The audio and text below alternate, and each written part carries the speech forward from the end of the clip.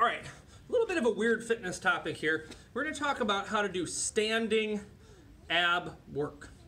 Maybe just for something a little different, or maybe you got like wherever you are, you don't particularly feel like going down on the ground, getting all wrinkled up, or like right now, I don't have my mat out here. I've just got my rubber flooring, and my kids have been walking on it. I don't necessarily want to lay around and do this, and so just to have another way to train your abs. There's kind of some nuance to this. So let's look at two movements that are really nice, involving bringing your elbow to your knee from a standing position. All right. So look, whenever you're doing any kind of strength training like this, it's important that you think about the muscle that's being worked. Don't just go through what looks to you like the right range of motion and imagine, well, it must be doing something.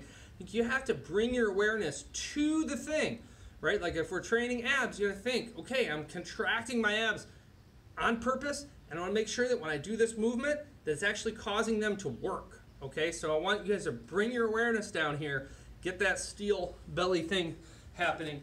All right, your first movement is that you're going to take opposite elbow and knee and try to meet them in the middle. Okay, and I think this is a pretty good move to get you to build some tension and tightness in your midsection. Do not scoop your leg over here. You see how what I want is for those two, that elbow and that knee, to come together, kind of on this line and meet. I don't want any sort of scooping of one or the other that would like subconsciously sort of avoid creating the kind of tension that we want. So I'm here, I got my elbow up, I'm going to put my weight on the side that I'm reaching with, then I'm going to bring that other knee up on this angle.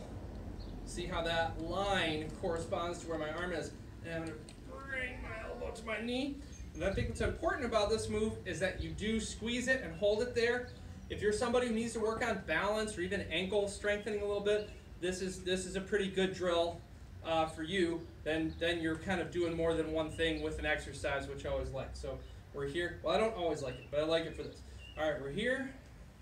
Squeeze out. You can do it without touching back down on the ground if you like. I'm giving that about a 2 count. Trying to get rid of all the air in my lungs at that point.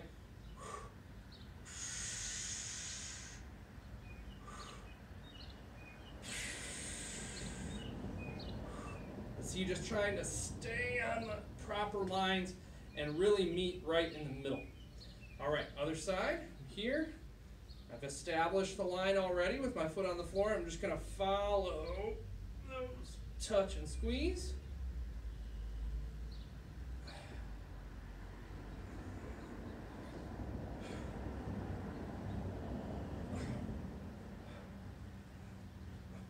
And with anything like this, you do a progressive overload. So if you do 5 real nice squeezes on each side, and you're like, man, okay, I feel that's doing something, and then maybe next week you do 2 sets of 5, and maybe the next week after that you do 2 sets of 7, and then your 3 sets of 5, and then there's no like one way to build that up. You could build the sets, you could build the reps, you could build the amount of squeeze time that you're doing, but just pick a way to progress that movement. All right, so let's hit another one.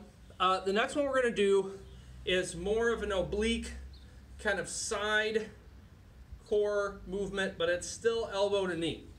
All right, so I'm here, and I'm going to reach up this time, same side, and I'm going to squeeze this up here and extend, and I want to get a nice stretch.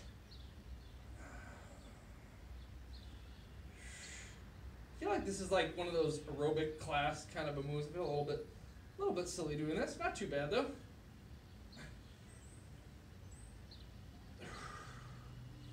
We use so many of those core muscles in the kicking that we do in Taekwondo.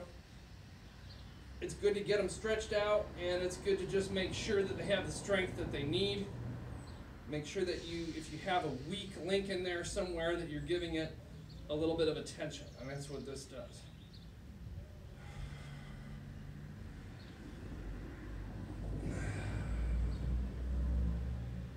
And back. All right? So you've got your cross body elbow to knee, and you've got your same side oblique elbow to knee, and you're going to build those up.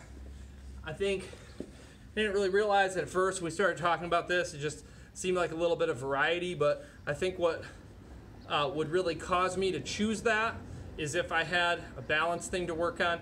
I had twisted my ankle going back like, I don't know, 18 months or so or something, and I realized the other day that, and I'm, still do a lot of compensations and kind of avoid strengthening that foot and that ankle, and I need to be on it. I need to be on there, kind of moving through the range of motion and getting those muscles to turn back on again and stuff. So, if you have something going on like that, as long as, obviously, like, we're not doctors telling you what to do, like, medically, but if you have a situation where it is okay to strengthen something that in the past has been injured or weak, then spending a little time on one leg is not a terrible idea. Okay, nice job. That's standing ab training.